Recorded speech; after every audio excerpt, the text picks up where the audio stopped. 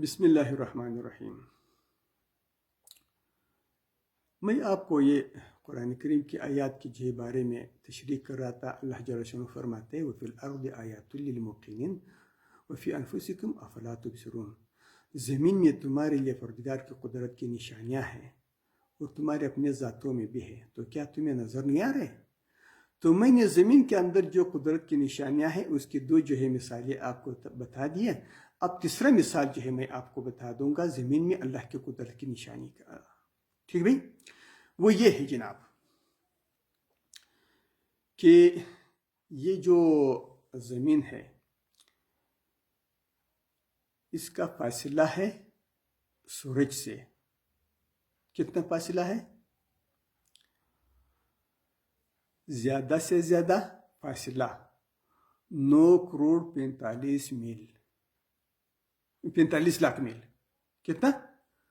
سورج سے زمین کا فاصلہ 9,45 میل ہے۔ کلومیٹر کی بات نہیں کر رہا ہوں، میل کی بات کر رہا ہوں۔ 21 جون اور 21 ستمبر کو اس کا فاصلہ 9,45 لاکھ میل ہوتا ہے۔ 21 مارچ اور 21 ستمبر کو کتنے؟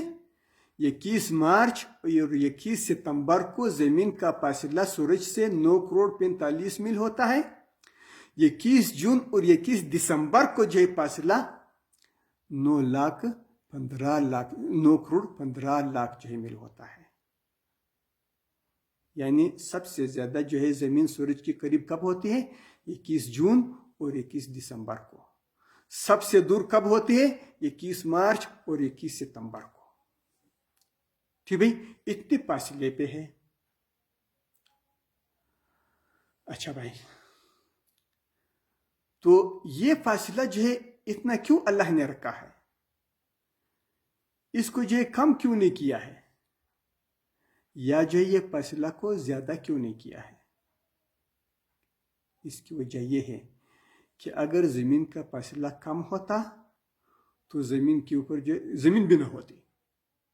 زمین کے اوپر رہنے والے تو چھوڑ دو، زمین بھی نہ ہوتی۔ اسی طرح اگر یہ فاصلہ زیادہ ہوتا تو پھر زمین تو ہوتی لیکن اس کے اوپر ہم نہ ہوتے۔ کیوں؟ اس وجہ سے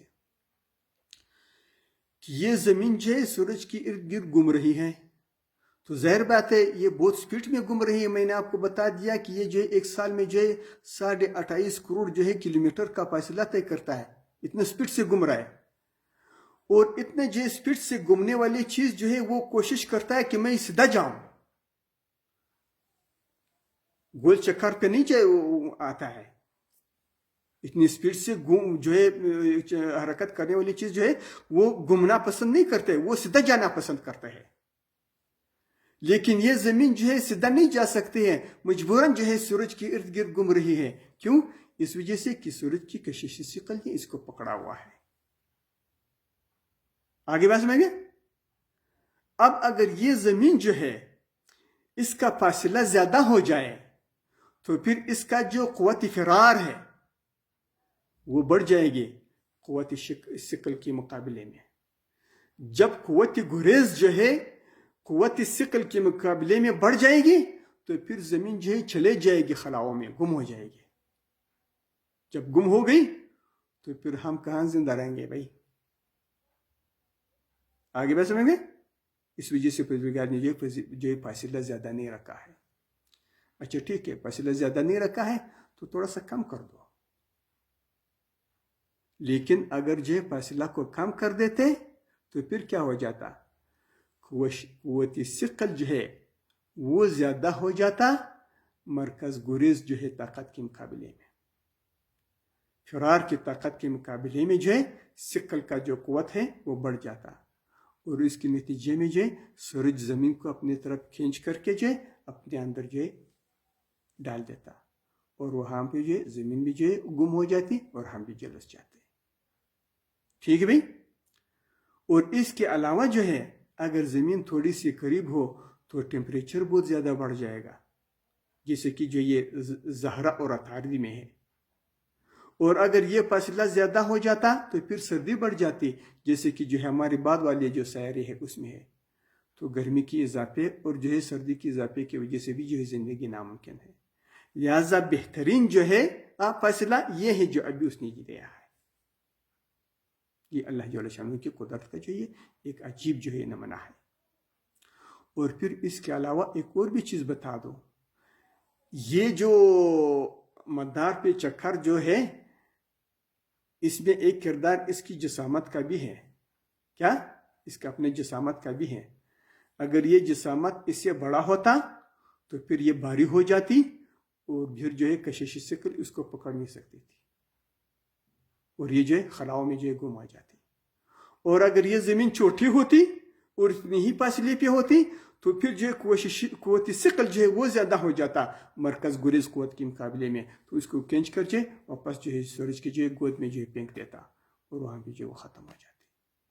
تو یہ اللہ جل شانہ نے جو ہے اس کی جو یہ فاصلہ، ٹھیک ہے، اور اس کی جسامت اور ساتھ ساتھ اس کا جو سپیڈ کا رفتار ہے، یہ تینوں کا جو کردار ہے اس بات میں کہ یہ جو ہے اپنی جگہ پہ برقرار ہے. اگر سپیڈ بھی زیادہ ہو جائے یا کم ہو جائے تو بھی جو ہے مسئلہ خراب ہو جائے گا. اگر سپیڈ زیادہ ہو جائے گا تو مرکز گریز قوت جو ہے وہ بڑھ جائے گی، پھر خلاؤں میں چلے جائے گا.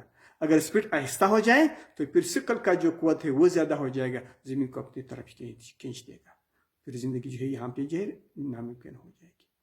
تو یہ اللہ جل شانہ کی قدرت کی جو ہے وہ نشانیاں ہیں جو زمین کے اندر ہے. آگے بات سمجھ گیا؟ اس کے علاوہ اور بھی بہت ساری جو یہ چیزیں ہیں، سمجھ گیا؟ اللہ جل شانہ نے جو اس زمین کی جو ہے کتنے طبقے بنائے ہیں، ٹھیک ہے بھائی؟ تقریباً جو ہے 150 جو ہے کلومیٹر جو ہے یہ زمین ہے. پھر اس کے جو ہے اندر جب جائیں گے تو لاوا ہے، پھر یہ لاوا جو ہے یہ گرم، یہ مائع لاوا ہے.